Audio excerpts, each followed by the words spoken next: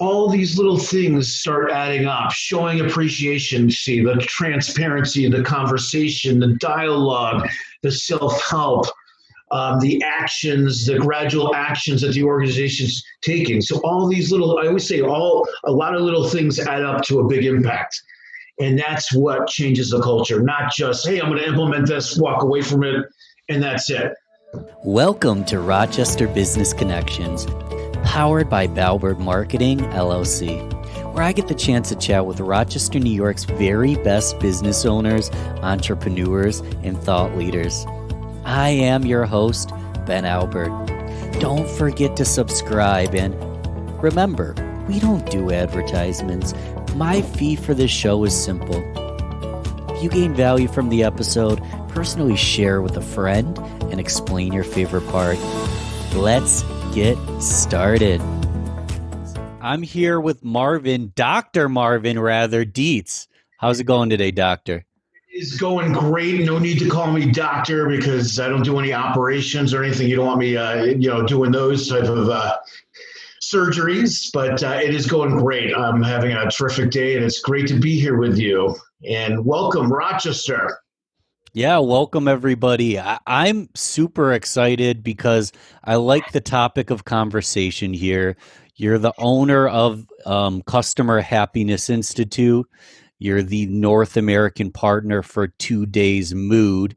And honestly, I just like the conversation right off the bat because we're about satisfaction. We're about happiness. We're about growth. I'm sure the conversation will go in that direction. But to introduce, obviously, you can introduce what you do a lot better than I can. Obviously, you help with customer satisfaction. Let's begin with customer relationship management, the Customer Happiness Institute. What is that business and what do you do for people?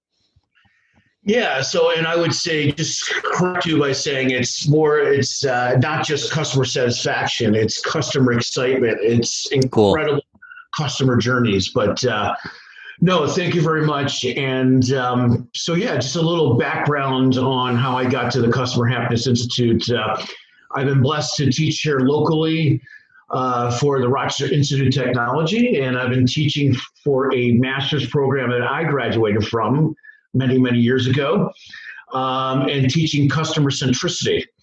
And I've become quite an expert in it because I've been teaching it for 12 years, and I've been teaching it here in Rochester, but also at their overseas campuses in Croatia and Dubai, Dominican Republic. So, I'm passionate about creating a customer-centric culture. We live here in the backyard of Wegmans, one of the most customer-centric cultures in the world, so I can relate to that. I grew up going to Wegmans. And really, customer centricity and Customer Happiness Institute is about helping companies create an incredible wow experience no matter what your organization sells, whether it's service products, paper clips, Disney, whatever it might be. But it's creating that incredible customer journey. And so we help companies along those journeys. And the technology that we have that helps facilitate that is 2 Days Mood. And while I was teaching out in Dubai, I was introduced to an organizational psychologist from this company, 2 Days Mood, based out of the Netherlands, 5th happiest country in the world, by the way. Oh, wow. Yeah. United States is probably number 24, number 25, somewhere around there. I was fascinated by what they were doing. They were measuring moods of employees and doing it in 15 seconds, and then what was driving those moods. So, of course, that fits right into my classes, customer centricity and creating customer-centric culture, because it's really all about the employees, because they're going to deliver that incredible experience. So I was fascinated by the technology, spoke in one of my classes, and fast forward a year and a half later, became a managing partner in the business, opening up North America, but also helping out globally, global expansion with 2 Days Mood, and then kind of bringing my master's class that I've been teaching for RIT to life through the technology. So helping companies measure customer moods in 15 seconds and what's driving those moods. But it is all about creating that wow culture, if you will, with your employees, with your customers, and getting people excited and energized about working or experiencing something from a consumer's perspective. So that's kind of it in a nutshell. The Customer Happiness Institute happens to be the consulting arm of my company that I started many, many years ago. But right now, the focus really is on 2 days mood and helping us create happiness throughout the entire world, really is our goal. I love it. And I want to dive into 2 days mood in a moment. I actually was going to ask you, we can talk offline, but if there's any way I can get in on the app and try it out, because reading about it's amazing. I want to get into that tool in a moment, but I want to start off just asking the question, because a lot of my listeners are business owners or they're ultimately in leadership roles in their business. They're entrepreneurs, they're thought leaders, they're starting a business, maybe they're a salesperson within the business. 2 days mood is a great tool for any business, but I'm wondering if someone were to start something today free of charge, do you have any tips or tricks to, grow, centricity in the workplace culture, to have better customer satisfaction? 2 days mood's a great tool. I want to use it and I want to get into that. But let's start off with just free advice of something we should start today, immediately that can help us out with our customer centricity and satisfaction. Yeah, great question. And I think really it comes down to the big paradigm shift because I think a lot of us have considered creating a customer centric culture, becoming customer centric as a customer service department, and it's only the customer service department. Hmm. It really is a holistic approach to your company. And the first thing that you need to do is to put your employees first and put them at the top and the paramount focus of your company. A lot of companies are going to, start up and they're going to focus in on their product and their brand strategy and their market strategy, but you really want to focus in on your culture and your people first, because what you create is going to permeate down into whatever you're selling, whether it's a product or service. And I'll give you an example. If you look at Zappos, which is world famous, known for their world famous service, selling online, started with selling online shoes, became a billion-dollar company. And Tony Hsieh, when he started it, and as he started developing his business and really growing it, when he started focusing in on the culture and his people, that's when the company's doubled and tripled in size. So my recommendation is always have a people plan of what kind of culture you're going to create. Mission and vision is great, but if it's not practiced and permeated and known throughout your organization, small or large, that's truly what matters. And then establish that up front, and then the rest will come. As far as working on all the other marketing and the mission statement and all those other the objectives and strategies. But focusing on your what your culture is going to be, what you want it to be.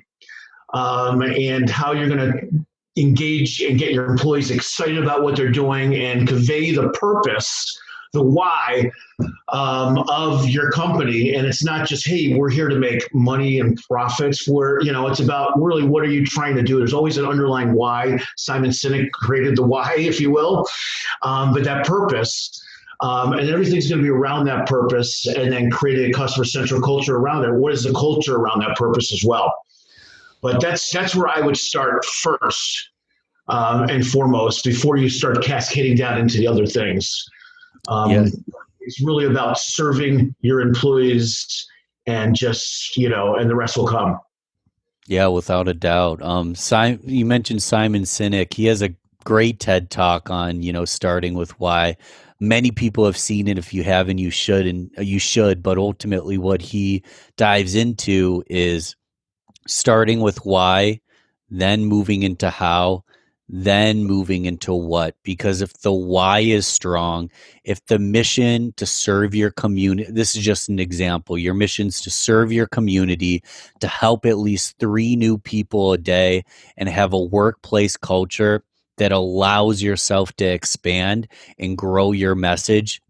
to all the avenues that ultimately you're trying to reach. I'm making this up as I go, but if that's your why and it's permeated in your culture, then you figure out how and what. But if you come out and say, this is my product and service, this is my ROI, and people aren't attached to your why and don't see your passion for why you're doing your business, they might get lost on the message in the first place. And a second side note is two people that have been on the show.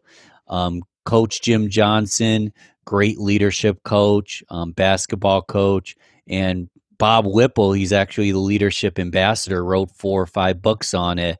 Those are episodes people should check out to dive deeper into leadership. Let's talk about why, because it seems like in today's mood, the why is the most important thing. I mean, you've got the smiley face behind you. You're the founder, the owner of the Happiness Institute. We're looking at satisfaction. We're looking at happiness. You said more than satisfaction. We're looking at people that are excited to show up to work and passionate about their work. Tell us about today's mood. Maybe start with the why, the meaning behind the product and the project, and then we'll dive into exactly how it works.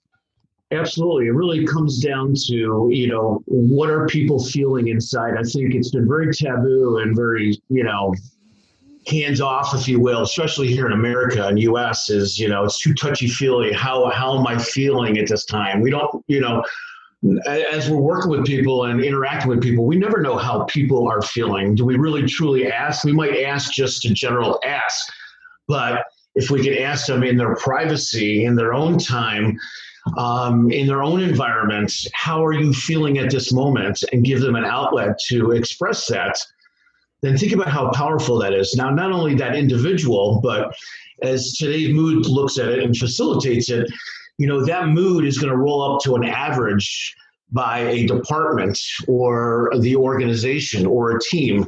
And you have to start looking at your organization as a living organism, right? It's got a, it's a system, and there is input, processes, and output, and continue improvement. And ultimately, you want to know where your living organism is with the mood. And so that individual and how they answer that and how they convey their feeling is going to roll up to an average of, like I said, the organization, the team. So you know exactly how they're feeling in real time, but not only how they're feeling emotionally inside at work, but also what are the drivers? What is driving that mood? So I'm in a terrific mood today. Now I'm going to tell you a little bit about what's driving that mood, maybe through an open-ended question that will roll up, and artificial intelligence will show you. But also around different drivers of the employee experience or the customer experience.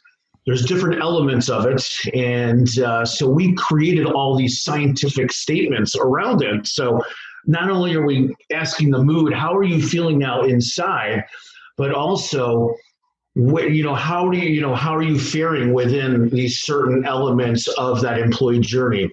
And the key is not to ask people everything all at once, right? It's to always check in. How are you feeling? How are you feeling? And ask them a little. People have a very short attention span, as we know. We're all busy, getting hit with so many different things.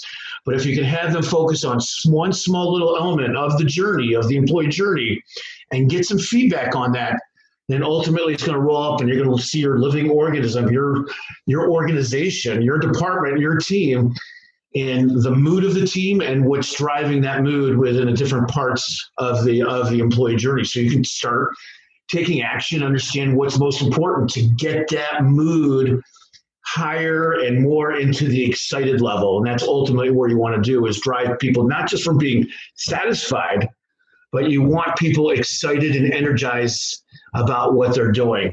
And that goes back to the why as well. So that's kind of really the essence of the why, is really getting into people's hearts and their emotions and their brains and find out, how are you doing today? So it's that check-in process that's really important, but also letting them answer freely, anonymously, and then looking at your organization as a holistic system. Got it. So it's completely anonymous, so people can freely. I'll tell you ultimately, Marvin, personally, if the answer is good, which is a common response when someone asks how you doing today, if the answer is good, that usually for me means average to below average. Because if I'm pumped up, I'm excited, it's great. I have a story. I don't even answer the question. I start telling a story. But a lot of times, if a superior in my previous roles were to ask how I was doing, I would smile and wave and say I'm doing well today. But it's quite possible that I'm having a shitty day and it's terrible. So you're saying that anonymously I can basically explain my mood and my emotional state. And it sounds like it's on an ongoing basis. Not to down talk a personality exam, but let's say you take a personality exam, have your personality traits, and you put that on your wall and you think of yourself as one person the rest of your life. Things can change, right? This is basically an ongoing basis taking data. Let's dive into exactly how it works. Let's say I had my phone in my hand or I was on my laptop. What does the survey look like and what kind of data are you taking? Yeah. So, and keep in mind, it can be scheduled once a week, once Cool. every. So but usually best practices are once a week, and it's only 15 seconds at a time. Literally 15 seconds? That's how quick the process is. Send me the link. I'll do it while you're talking. It's that quick. Exactly, very very quickly, and delivered by the organization on a specific day and time, either via app or email or Slack or Microsoft Teams. So what you're going to see is what we do is we use, it's called the Russell Circumplex of Emotional Classification. I know it's kind of a bunch of words there and a gentleman's name, but gentleman, he studied human emotions over 30 years, God bless him. And he came to the conclusion that we could have 41 different emotions at any one time. And he took these emotions and put them in 4 different quadrants: very excited, satisfied, dissatisfied, and stressed. So we kind of overlaid that model, created emojis for each one of those 41 different emotions, put them in our 4 quadrants. But we only show when the employee gets it, they're going to see, probably 8 of the top emojis, 2 in each quadrant to choose from. And if they can't find the emotion that expresses how they feel right now, they can click on more and actually see the balance of the emojis in the Russell Circumplex emotional classification. Now, the employees have no idea about this. There's science behind it, but all what they're doing is they want to express themselves on how they're feeling at this moment through an emoji, through choosing an emoji. And it's just touching that emoji. And then they have the ability to put in, it was a customized question. Oh, you answered it excited, give me a word or a few words that expresses why you're excited. It's optional. And then after that, the second part of the process is a couple follow-up statements on a Likert scale of 0 to 5. How do you feel about this? And those are carefully crafted, part of a scientific model around 15 drivers, but carefully worded and short and sweet, that the employee will choose, how they feel about those 2 or 3 things. And then the last part is just a funny cartoon at the end of the process. And we have a full database of cartoons and inspirational quotes. But what's amazing is how many employees actually look forward to the cartoons. This is what they're saying, at least. Oh, Marvin, we stopped for 2 weeks and the cartoons, we missed. My employees were like freaking out because they're not getting the car. What they're really saying is they miss giving their feedback, and they like the process, and the cartoons are, kind of a chuckle at the end. So, but that's really how the process works. But the analytics and data that rolls up by department, by gender, by generation, by subdepartments, you have an idea of exactly what the mood is that week for a particular department. And then things started populating over the weeks that you could start seeing a picture of exactly what's going on. I like to say that it's almost like going to the doctor and getting your blood work and getting your vital signs. And the doctor comes over with a computer and says, all right, here's the medication you need to go on. Here's all your figures. I think if you could do that every week with your culture. Well, I like to use the analogy because that's really what today's mood is really all about, is getting a pulse of your culture diagnostics in real time, and you're doing it every week. So you think about how proactive you can be with that kind of data, and transparency and all the other things that come along with it. That's incredible. It's a short time investment. You're bringing in a ton of data over time. Um, is any Give us a story, of North American company or beyond. I mean, this is an international project, right? Give us a story of a business that used this over a long period of time and some of the feedback you got from them. Sure, absolutely. I just got a letter, a testimonial from a customer. It's been a customer for about 7 months. And the gentleman's a general manager of these 3 group homes for troubled teens. And he has about 60 or 70 employees. And obviously, it's been very tough for them during the pandemic. These kids live there, and it's a very tough environment, especially now that they can't get out. So anyways, he had, when he originally started with Today's Mood, they had some issues in his culture, and they ran a baseline to kind of see where they were at with moods and everything around those 15 drivers. And, we saw that 75% of his employees at all 3 locations and even the headquarters were really dissatisfied or stressed. There was a lot of red on their heat map, if you will. So he knew he had a lot of work to do, but what he did was he started having these weekly meetings with his leaders, and then each team that were on the frontline workers as well, and sharing the data, and also not only sharing the data and the mood distribution, but also getting feedback from them on, hey, we see these areas, that are challenging right now. We really want to, help make some changes. We need your feedback. So asking them for feedback. And then once a month, he'd have a meeting with everybody, the entire company, through Zoom, and kind of walk through some of the results. But within a 7-month period, he said, Marvin, it was amazing. I started seeing the culture actually changing. People started to come into work. They started more often not calling in sick. Sure. They started smiling. They started interacting. He gradually saw a change in the culture just by using the product, having those discussions. And then at the end of the 7 months, when he sent me this letter, the numbers had flipped to the point where 75% to 80% of his organization were excited and satisfied. 25%, majority of them on the stressful side, because it is a stressful job. So he was just like blown away by this. And, and I asked for the testimonial because I knew he was very happy. He wrote a 5-page testimonial. God bless him. He was almost like a conversation, Marvin, and I did this and I did that and we did this and I love that. God bless him. It was just so genuine, so from the heart. Honestly, I had tears. Yes, I'm an emotional guy sometimes. Tears in my eyes reading this because I was just so appreciative that we had an impact on this organization. And then think about the teenagers and the impact that it probably had on them to be dealing with employees that were much more engaged and happier too.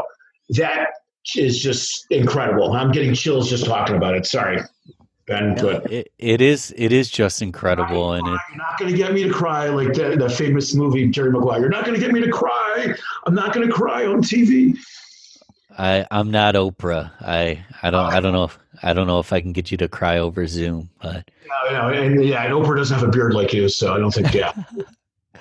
Oh, but yeah, I mean it's truly incredible. I'm thinking here because you were mentioning the cartoons at the end, and there's emojis, which kind of gamifies it, makes it fun, makes it interesting.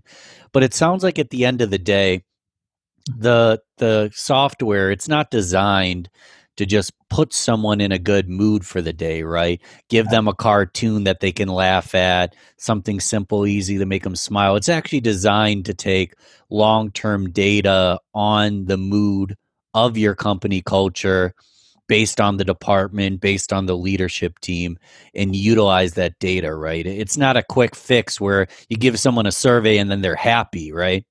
No, and yeah, and it's, if you are just a company, you implement this and you do nothing. You don't have any monthly, weekly meetings, you don't make any changes, you don't have any conversations. Guess what? You're probably going to have your culture probably going to be worse off because of the fact that you implemented this, these big surveys and you're doing nothing about it. And you're doing them once a week. So the key is to have the data to know where you can take settle. And it's not rocket science. We're talking like areas of appreciation, okay, of understanding of internal communication. Like those are the things that are going to be pointed out. And usually it's something that doesn't take a lot of resources, but just, oh, okay, we need to start showing our employees more appreciation. How do we do that as leaders? So it's the conversations and the transparency, because also employees are privy to some of the data as well, that begins to change the culture. It's also, I mentioned that there's also a self-help component where employees can actually see their own moods in real time as part of that week. They get a weekly report. Every employee gets a weekly report of the data of themselves, their team, and the organization, the mood distribution, and how does it compare to the previous week, and so on and so forth. So to have that to be a part of the employee, the transparency, and then the employee can go into our e-learning environment and actually do work on themselves personally and professionally. All these little things start adding up, showing appreciation, see the transparency, the conversation, the dialogue, the self-help, the actions, the gradual actions that the organization's taking. So all these little, I always say a lot of little things add up to a big impact. And that's what changes the culture, not just, hey, I'm going to implement this, walk away from it, and that's it. Nothing works is that easy, as we know, right? It's like, hey, I'm going to take this pill and lose all this weight, and that's all I got to do. Well, you got to exercise. You got to, there's a lot of other things you got to do. So same thing with today's mood. It's not the magic pill, if you will. There, and the other thing is you got to be willing to face the data, especially if you're the CEO and you see that a lot of the data and the results are pointing to them on how, leadership is viewed by the organization. You might have to have an aha moment. And that's another example where we actually had a company in the Netherlands. In 6 months, the two owners realized that they were the problem, and they actually moved out of the building and empowered employees after that to take charge and kind of run the organization. And it just exploded. And they realized that they were the problem. So that's another thing, is you're going to have those aha moments. Yeah, it sounds like with information, it can be good or it could be bad. In theory, I'm imagining a situation where I have my aha moment that I'm miserable at work and my mood is actually depreciated over time, even though the average of my coworkers is rising. That might be an aha moment that I'm in the wrong company. That could be a great company. However, it's not a good role for me. And I can move on and move into a role that I can better serve, my purpose and my company. And so the information it's opening Pandora's box, right? But Right. I think that's a good thing because, don't they say that knowledge is power? They say ignorance is bliss. These are all cliches, but ignorance is bliss until your company starts to go under because you've got unhappy employees, There's always room for improvement. Even companies that say, hey, I've got all these awards. That's happened too. Your company here in Rochester had all these awards that were a great place to work and this and that all these years in a row. And we did a baseline with a couple departments, and the owner's like, oh my God. We started to get defensive in the meeting as I was going through the data with them and realized, wow, I'm not as good as I thought I was. I want to open this up to the entire company and work on some of the things that we need to address. So yeah, you do have those aha moments. But if you really want to make an impact, on your organization, then you have to face it. Yeah. And I'm sure a lot of people listening, they do want to make an impact. They might be part of a large organization, or they might be a one-man show, 3-person team, 10-person team. Is this product for everyone? Does it work best in a large organization with lots of teams? I imagine you get the most data, obviously. It does work great in a corporate structure. But if I have 5 employees, is it for everyone? How would that work? Yeah, I would say that, you want to have the minimum employees for data to roll up is five. So Okay. we have a setting that can set it to two, but we really want to protect the anonymity of the participants. That'd be funny. Yeah. Just like somebody have a department of one and they're giving feedback and like okay, I believe that's Johnny giving us the feedback. So So it's not for couples. It's not for it's not for couples. exactly. That's a good one. I like that, then. No, so you got we have organizations with a minimum that have like 10 or 12 employees, and they look at their they don't break them into departments. They're looking at the overall organization. So I would say that's number one. Number two is if you're not ready to face to know that you have things to work on and to really implement this and do the work around it because, and just sit on it and not do anything, then I don't recommend using any tools, including today's mood, because you're just not ready yet. So you got to be open and ready to say, you know what, I want to change my organization. I don't want to just measure what's going on once a year. I want to do it on a weekly basis. And I want to start want our teams to start having some conversations around that. So you got to be open and ready for it. And we're seeing right now, since the pandemic hit, a lot of organizations are changing. Ones that didn't want anything to do with this before are saying, wow, you know what? Today's move was kind of ahead of their time here in the United States. Now it's about our employees and about employee happiness, not satisfaction. With all due respect, I know you brought up the word satisfaction, Sure. but we want people energized and excited.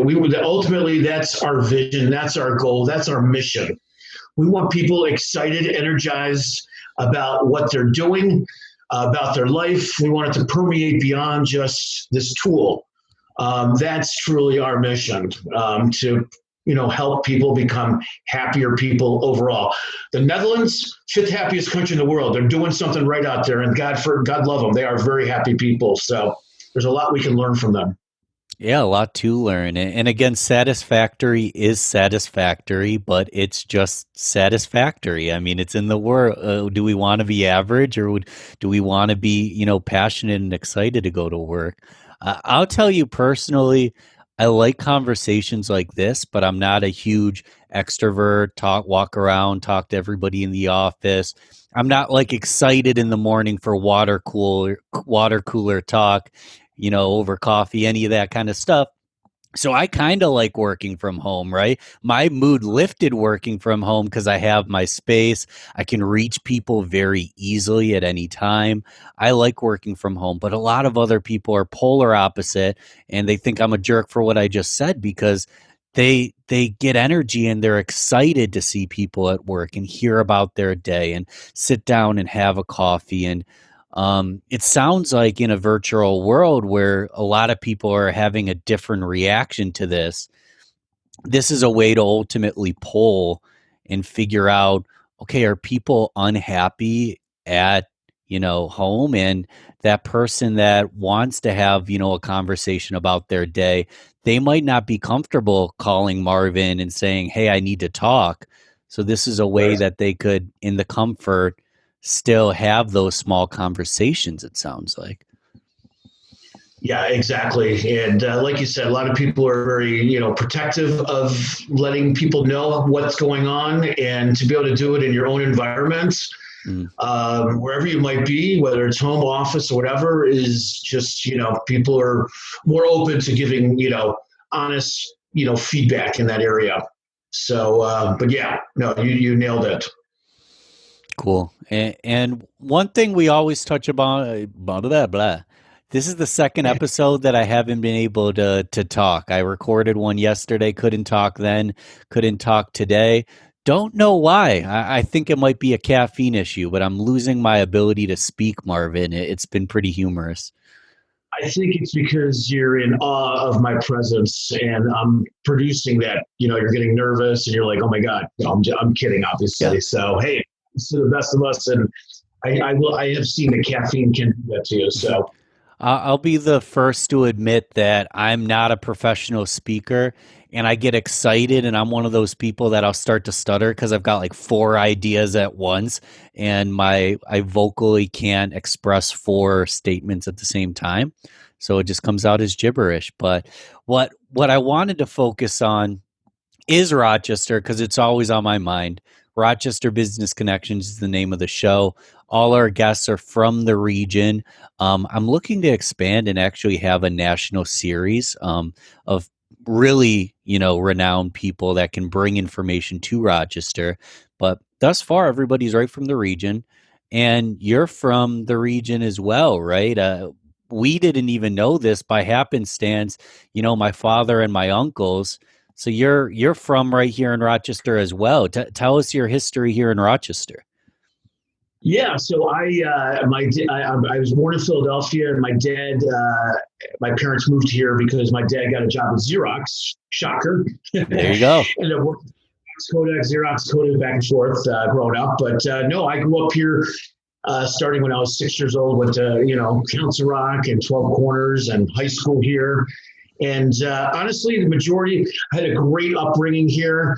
But like many of us, I wanted to get out and get as far away from Rochester when I went to college. So I ended up going to school in the University of Nevada in Las Vegas, way out west. And all I wanted to do was get to California and live the dream out there and be anywhere but Rochester. So Sure. what I realized over the years, like many of us, is like, oh my God, Rochester is just such an incredible place. I have so many fond memories. It has so much to offer. So, as an adult, I moved back here. I married my second marriage. I married a woman from Canada, and we had a child 11 years ago. I'm an older dad.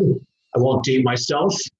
And we decided, hey, the best place to raise a child is here in Rochester, New York. And I'm just blessed because now I am living vicariously through my son as he goes to the same schools that I went to way back in the 70s. And I am dating myself now, but I look young for my age, I swear.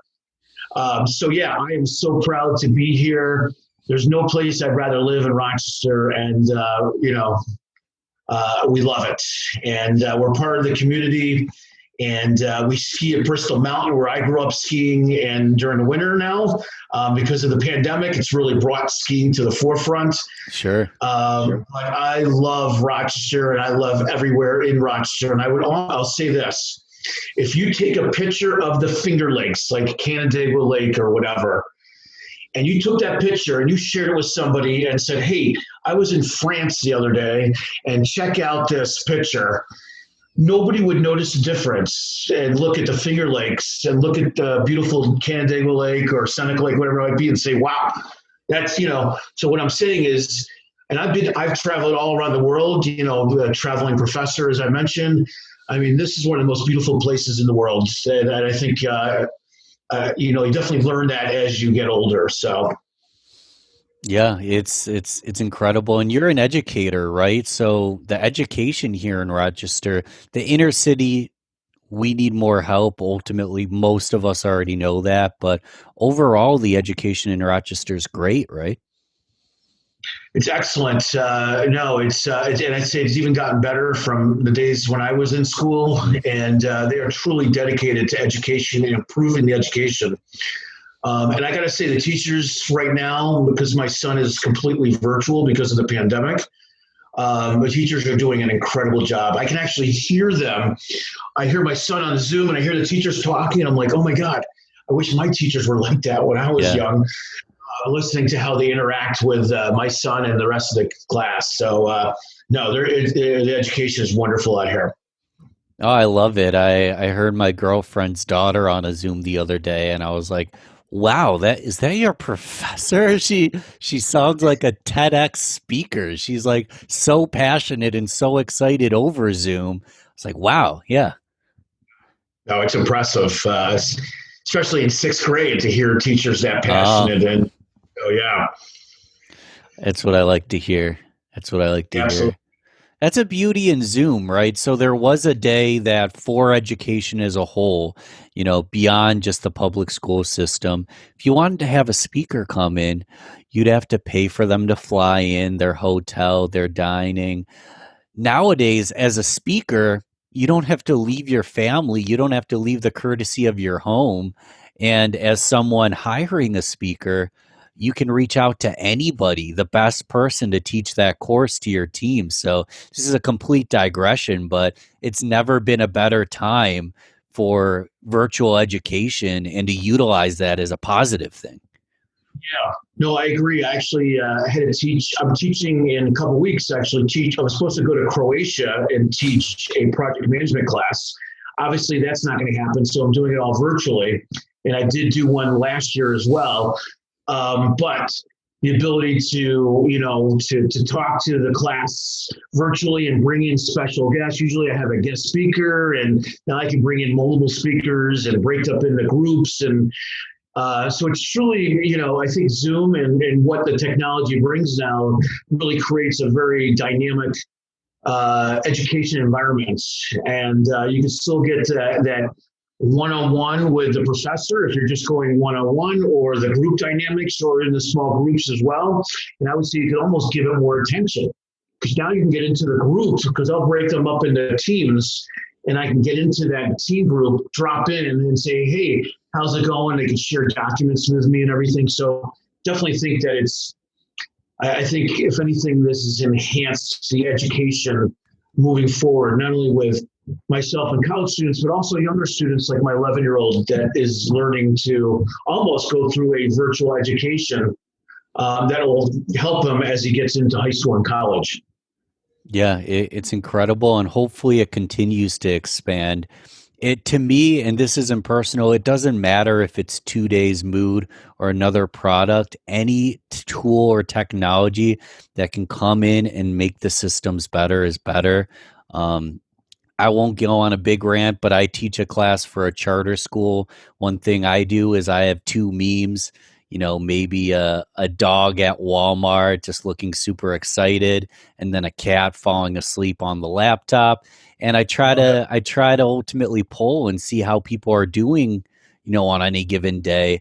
And obviously the goal is that people are honest and we can uplift that mood. But I could see in education systems, workplace environments, taking these kind of anonymous polls rather than doing a, poll right over Zoom, take an anonymous poll and see how the classroom's doing, see if the kids are engaged. I mean, we could talk all day about this, but it seems like the tools are being built if they don't already exist. Yeah, exactly, Ben. And, it just led into something that I'm working on as well with my Cool. partners. Today's mood is developing the student piece of it. I've already got the everything outlined and the statements already developed, but to take this to high school, college, grade school, whatever it might be, to ask the students, how are you feeling right now in the class in real time? But also some follow-up statements in the student experience, not only just in the education, but looking at all the aesthetics and everything that make up, the student experience. So we are going to be coming out with that mid-year, along with the customer experience piece, which I alluded to at the beginning of the conversation. So yeah, we definitely see this going beyond what we're doing here just with employees, but it definitely, to get that live feedback and be able to make changes as opposed to waiting till the end of the semester. Mm. Get your feedback, which I get as a professor, it's great. But just thinking, if I had that as I was going, was able to make tweaks. And I often ask my classes, "How are you? How's everybody doing?" I will hold them often to do that, but to have some type of technology in place to do that would just be powerful. Yeah, I like that it's anonymous too, because I don't want it to. I'm a dude. I don't want to tell people my feelings some of the time. So Hey, that's changing. Us dudes are, we need to become more open. And but it's, yeah, I understand where you're going. Definitely. Oh, I'm not callous. I'm definitely somewhere in between. I'll express my emotions, but it's true. If someone asks how I'm doing, the way I was raised and the way I believe is, you have a positive attitude and you don't focus on the negative. It's not going to help me.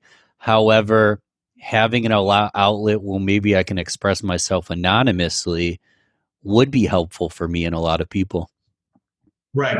Yeah, the one thing I always preach in just personal and professional academic life is just the power of positive attitude. We always have a choice on how we want our day to go. So I actually get to survey because we do it for ourselves, our own team in Mm. today's mood. And honestly, I always answer it excited because I usually get in the morning and I'm pretty pumped up about what I'm doing. So I say, you know what? I'm excited and I'm going to continue that excitement throughout the day. So, that's the other thing is trying to, get people in touch and say, all right, I see how my moods have been. You know what? I have a choice in how I can, so maybe having those epiphanies individually, with using our software could also make an impact and maybe get people to be more positive and take that proactive. Hey, I want to try to keep it positive. Yeah, yeah, absolutely. My goal obviously is to be perceived as positive, but at the core, if you realize you're going through struggles, you can make that extra step and actually be more positive rather than pretending to be more positive. I think there's a big myth in this world that you're supposed to act like everything's okay. It's definitely in the customer service industry. Let's say you're a bartender or a waitress and someone's being inappropriate, sexually harassing you, and it's your role to just be positive. It's not that simple. We're all going through shit.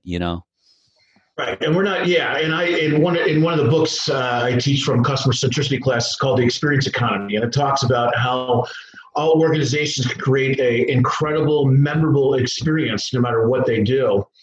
And it's not that, and the book talks about this. It's not like we're asking employees to fake it and to you're going to be in a positive mood, you're going to be excited, but if we almost tell them to, when they're on with their clients or their patients, whatever, to Hmm.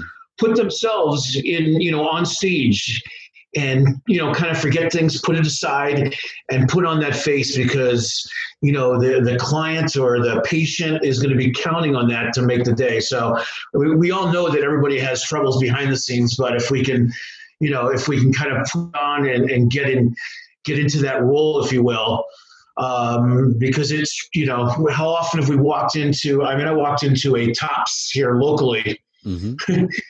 a couple of weeks ago, and the cashier was miserable.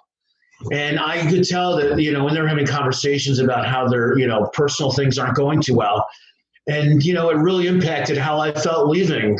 But if that person could have put on a happy face, been on stage and said, you know what, I want to be engaged and be there for my customer, I could have had a much better experience than avoided for a couple of weeks, even though I had to go back there because it's so close. I prefer to shop at Wegmans, but I won't get into that. That's a whole nother show.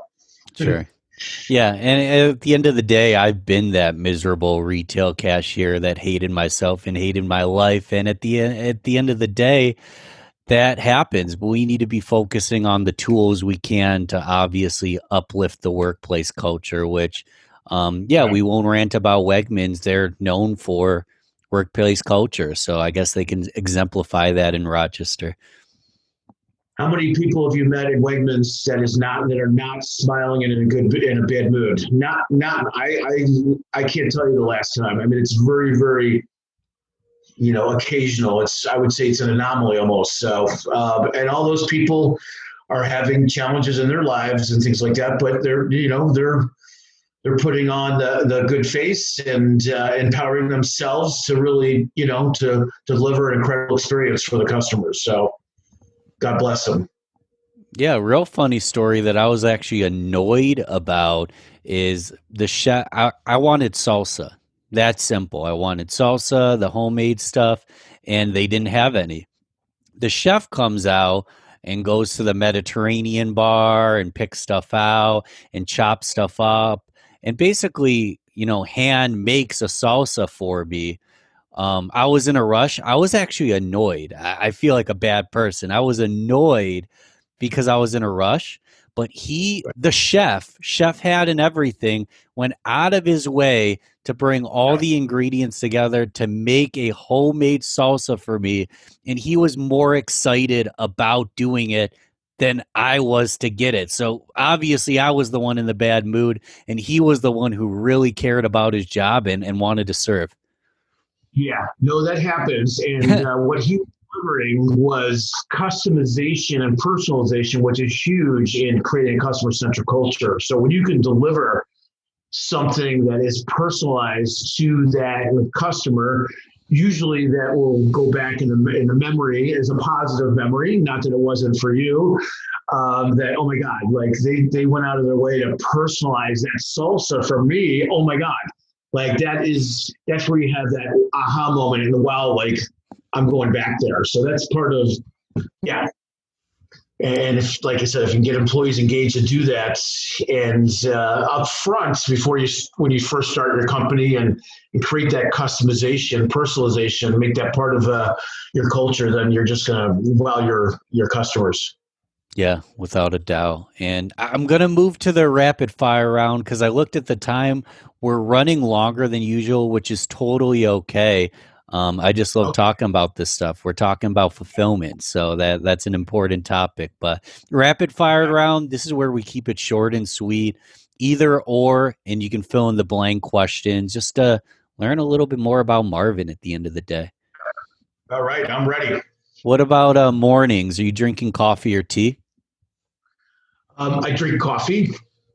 What about beer or wine at the end of the day? At the end of the day, occasional shot of bourbon. There you go. There you go. Yes. Yeah. I've been, I've been, I've been. What's the term for it? I drink bourbon. I I used to, definitely have been known for that. yeah, I used to hate it, but as you get older, you get to acquire these, the taste buds for it. So, Yeah, and our family actually got COVID, so we don't have taste buds anymore. So that's a different oh, I'm story. sorry. Wow. But what about mornings or evenings? Are you a morning person? I am a morning person, and being a global company, I'm sometimes up at 4 or 5 in the morning to talk to somebody in Vietnam. So never used to be, but now I am, and I love it. It's quiet. Yeah, no choice when you're working internationally, right? Yeah. What Do you about feel so you're up real early. Do you skip breakfast or is there a secret sauce of what to eat in the morning when you're starting at 4 or 5 a.m.? You know what? I believe in fasting, intermittent fasting. So I try to go till 11 or 12 for a light lunch, and try to keep it healthy. So that's, yeah, it varies what I have, but, I definitely believe in, that intermittent breakfast, intermittent fasting, and then maybe having a banana and a piece of, whole wheat toast and light butter, and, try to keep it healthy. Yeah, without a doubt. I intermittent fast all the time. We're filming this at 12:55. I haven't ate today, so my lunch comes at 1. There you go. Yeah. Get those 8 and 12, right? 12 and 8, or no, 18 and, wait a minute, 18, 16 and 8. There, 16 and 8. Sorry. Yeah, my addition has been terrible today. there's a lot of ways to, I mean, some people do 18 and 6. The whole point is that let's say you're doing 16 and 8, you have 8 hours in the day that you eat. So in theory, you could eat, some people do as much food as they want. It depends on your diet because you're intermittent fasting in between, but you eat from 11 to 7, so you don't eat or drink any calories after 7, and you maybe skip breakfast or have a late lunch. When you put it that way, it seems pretty manageable for anybody. No, definitely. Definitely. But I could digress all day. Let's close out with just one additional free tip because a lot of people they might not be ready for 2 days mood. Once their organization gets bigger, they'll need it. But maybe they're someone like me. They're currently a sole proprietor. What can I start today to basically be on the right track? Whether it's a tool or just a mindset, anything in addition that I could start today to help me out? Yeah, I would say I'm gonna say that take a look at the golden rule. Now, the golden rule you might think is, hey, I want to be treated how I want to be treated. I want people to treat me how I want to be treated, or but the golden rule is really about treating people how they want to be treated. And I think people always think, well, I want to treat people how I want to be treated, but we're all motivated differently. And I think the key is when you're working with employees, leaders, even your own family and friends, is to understand that everybody is driven differently. Not everybody's driven like you. Not everybody is motivated by you. Not everybody has the same purpos. But if you can understand what type of personality they are, and I usually go with 4 personality traits: somebody that's a socializer, somebody that's a relator, somebody that's a thinker, and somebody that's a director. And I try, and this is something I learned many, many years ago in my master's program I use all the time. So if I can identify somebody as a thinker, somebody that maybe is in accounting and they're driven by metrics, then I can understand what's going to motivate that particular person. And I think treat people as they want to be treated. And that goes back to customization, personalization. And it doesn't take a lot to wow somebody and overwhelm somebody and excite somebody, by doing that, by delivering something that maybe that individual isn't expecting, but it's kind of in their personality around to say, oh my God, thank you so much. It just really resonated with me. So that's what I would say. Treat people how they want to be treated, not how you personally want to be treated. Treat people as they want to be treated. Good stuff. Dr. Marvin, I appreciate it, man. I owe you your time. You taught me a lot today. How do people get in touch with 2 Days Mood? It's a 2, right? Let's break down, it's 2 Days Mood. What's the website, email? How do people stay in touch? It's real easy. So it's 2days.com. So 2daysmood.com or Marvin at 2daysmood.com. That's the best way to do it. And check out our website. Send me an email if you need some advice or mentoring, or you have some, you want some insight on anything that I might be able to help you with. Please reach out. I love to give my time and help people. So, but Ben, thank you so much. I know it was great to meet you and, connect with an Albert, if you will, and the family that I grew up next to. And it's a real pleasure. You're doing some incredible things here. And I really, really enjoyed the podcast very much and look forward to working with you and some of your listeners in the near future. I love it. Yeah, it's been a pleasure to have you on. Thanks again. Thanks for listening to Rochester Business Connections. Don't forget to share this, rate, and comment on your favorite platform. You can also email me, ben@balbertmarketing.com. Let's connect soon. Until then, keep thriving, everyone.